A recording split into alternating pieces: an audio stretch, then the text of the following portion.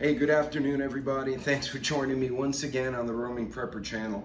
Again, all my YouTube videos will eventually be on Rumble as well, because I know some of you folks like to bounce the platforms. So be sure to check out my Rumble channel as well. In any case, I have a new product for you. It's actually a really neat variation of what had originally been just a very small couple of products for this one company. They now have extended the line to offer over a dozen different products, and then there's other types of things you can order there, ranging from number 10 cans to pouches to adventure meals. So I'll be right back, and I'm going to introduce this new food. If you're a busy professional like I am, if you have kids at home like I used to have, or if you're just someone who comes in at the end of the day and just wants to cook something quick, especially if you're working that graveyard shift, this might actually be a good product for you. And the price point, when you do the math, is actually not bad. So I'll be right back, and we're going to talk a little bit more about this new product that hit the market.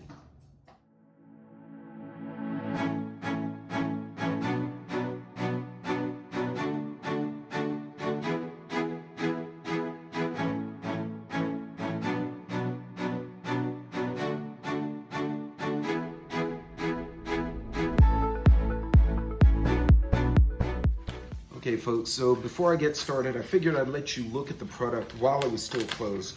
And again, not meant as a long-term food. Now the bag, you cannot zip again. You know how some of the emergency meals have the little zipper strip that you can seal it. This clearly is not. And yeah, it smells like cheesy potato, and that's what it looks like. And it just kind of looks like potato flakes. Actually, it looks a heck of a lot like the instant potatoes. Oops, and you just watch me spill it on my counter. How do you like that? So for those of you who don't think I keep it real, you just watch me spill some of the product on my kitchen. And of course the dogs are now running this way because, you know, we have to investigate what Dad just spilled. But in any case, I'm gonna add 4 cups of water to it. I'm gonna get it simmering. I'll let you guys take a look at it as it cooks, and we're gonna see what it tastes like. So hang on just a sec, but I wanted to give you a look at the product before I actually put water in it. All right, peeps, so we got the water boiling. Oop, gotta hit my head on my microwave over here. So we got the water boiling. Didn't say any salt was needed. As I said, this has plenty of sodium. So what I'm gonna do, I'm just gonna kind of mix it in here. It smells cheesy, but it also smells like sock. So, oh wow. That's immediately went to the top. So mental note, if you're cooking this particular one, the cheesy potato, you may want to add a little bit at a time. I just made a bunch of clumps in here. Jackson, be gone. Go. You're gonna burn. So of course I have my helpers down here trying to see what Dad's making. Because heaven forbid we, man, so that's like some serious contents here, y'all. Hold on a second here, and reduce heat and simmer. Boiling water and stir. So as you can see, it's kind of clumpy right now, and I guess it's part of the why you got to break it down a little bit. So let's mix it up real good, and I'm gonna leave it on the same fire. I'm gonna let it get to a rolling boil again, and we'll just see how this comes out. Now, even though I'm a fan of the product line, I don't necessarily like all the dishes. So, you know, that's why I'm cooking different ones for you guys. Because even though I use it, you know, when I go on little hikes or even when I'm traveling, one of the neat things about this, like I go to a hotel, I can actually throw a few of these in my bag. You know, I have like a canvas luggage, if you will. I don't know if you call it that. It's like a duffel bag. And I can throw a few of these in there, so I can actually make this stuff in the microwave in my room. The only thing is I need to get a big enough container to heat the water and then mix it in and then cook it again. So I've not tried to make this in a microwave, this particular one. The other hotel I was at actually had a kitchenette with pots and pans. It was one of those extended stay type places. So I had an actual pot. Wow, it's already getting creamy. Look at that. Oh, well, that's kind of goopy, but it's looking kind of creamy already. Actually, you know what might look good in there is, I think I got some frozen corn somewhere, so let's do that. My camera's crooked. It's been one of those days, y'all. All right, so I do have some corn. So what I'm gonna do, I'm gonna leave this, just a little bit of frozen corn, I'm gonna leave it here to kind of get to room temperature. And it says, let's see, reduce heat and simmer for 12 to 15 minutes. So let's do my timer. I'm at high altitude, so let's go to 15. I'm gonna reduce, and I'm gonna put the lid on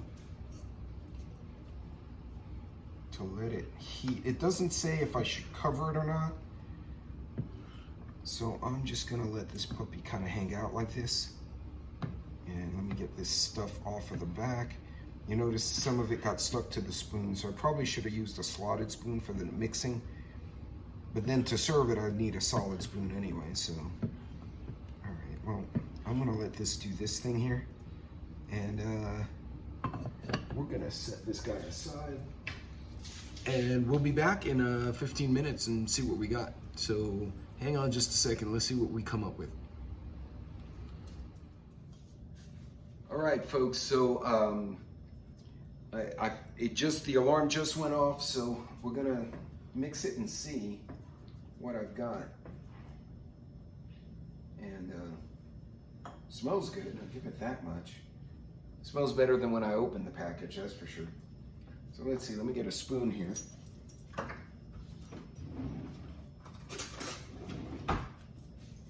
And so this is what you get with the creamy cheddar. Now, I took an executive decision and I had some leftover frozen corn. So I threw it in there at the last minute just to give it a little bit of extra oomph. It's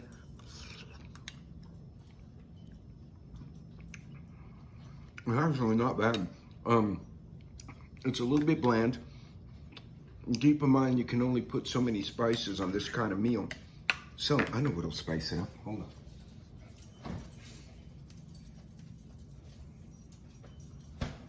on. It will be El Yucateco, this green chili habanero sauce. So you might watch me have a runny nose on my own video, but that's okay. We'll throw a little bit of this green stuff in there. Actually, tastes really good. It probably would work with chips almost. You could probably use it as a dip.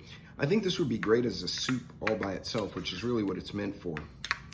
I didn't put canned chicken. I was tempted to, but I didn't.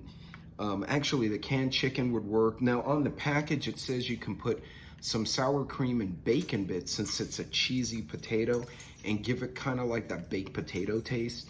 So it does taste pretty good. A little bit of spice. Woo! A lot of spice. Oh, I felt that in my nose.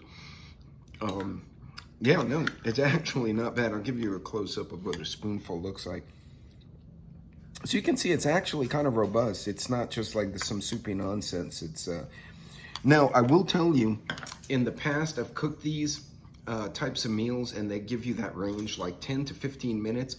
And I went with the 10-minute and it was always undercooked. And I realized I'm at 2,900 foot altitude. I'm actually higher here in West Texas than Las Vegas is in the mountains. So if you're at a higher elevation, I would go with the higher end of the cooking time limit, or even, go over that a little bit depending on how high up you are. I found this one said 9 to 12, 15 minutes, and I just put it immediately to 15, and it came out great. But actually, not bad. Once it's cooked, it smells nice. A little cracked black pepper in here would be good. I put habanero sauce, which, as you can see, I might have overdone it on that particular batch. But folks, that's it. That was the ReadyWise Simple Kitchen. And as I said, they've come out with an entirely new line. So it's not just one or two soups. This is one of the more classic ones, the cheesy potato soup. Ooh, I jalapeñoed myself there. But this particular, if you just one of those parents, you don't have time, you got the kids running to and from it, this is an actually very heavy soup. So like I said, you could get some bread or chips and dip it in there, and it would probably be really yummy. I bet if you put some cheddar cheese in there and give it a nice cheesy flavor to it, black pepper, a little bit of, stuff like this, and spice it up a bit. You could have put, definitely could have put chicken in there. I wouldn't do fish, canned fish, that would have been weird. Bacon bits would have been good as well.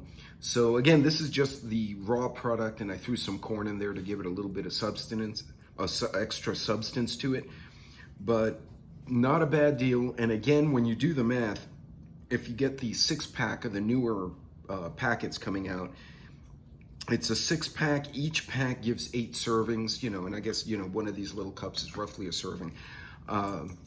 You're looking at 50 to 65 cents a serving, which is not bad. You figure your generic can of chicken noodle soup that you add water to is about the same price point. But these are shelf stable, so you throw them in there, throw the water, get it simmering, and then you can go get the kids a bath or whatever. If you're on the road and you stay at hotels, or if you're staying at a man camp where they have the kitchen and you have to kind of bring your own food like they do in the energy sector, for truckers, you guys wind up in hotels and like housing facilities a lot. Not a bad thing to have. Mix up a few pouches, a few canned foods, and give you a good roundabout set of meals you can make while you're out on the road. Definitely would work for camping. Again, you cannot boil in bags. So if you have a base camp and you're gonna cook there and then hike during the day, this will be fine. If you're taking it as a remote meal where you have to cook it in the field, you're gonna have to bring a pot, you may have to bring a bowl, so you may have extra things to carry if you're backpacking as opposed to keeping it in the base camp. But for the quick meal, for the working individual, working late, taking care of someone else, kids, elder, family member, real simple. You saw how easy it was, and off it went. So folks, I do have a link below. You do get a discount, roaming 10 on the ReadyWise website, and that's a tongue twister. But as always, I'm gonna tell you, try it out, small amounts, see if this fits what your need is and it's something you actually will eat. And also make sure it fits in your budget. I've been preaching about keeping on budget. So there's a place for stuff like this for folks, but make sure it fits in your budget, it fits in your preps, it fits in your lifestyle, and it's something you or your kids may actually eat. Obviously, you buy a bunch of stuff and nobody eats it, that's a waste of money and time. So do your homework. I would encourage you to at least try it out if you can and see if it's something you want to add to your ensemble of stuff, both for emergencies and for day-to-day use. So anyway, that's it for this one, folks. Thanks for joining me once again. And don't forget to like and subscribe. If I don't make my own premiere, which has happened, feel free to throw it in the comments below, and I'll try and answer everybody within a day or two, depending on how bad my schedule is. God bless, Godspeed, take care, and I will see you on the next video.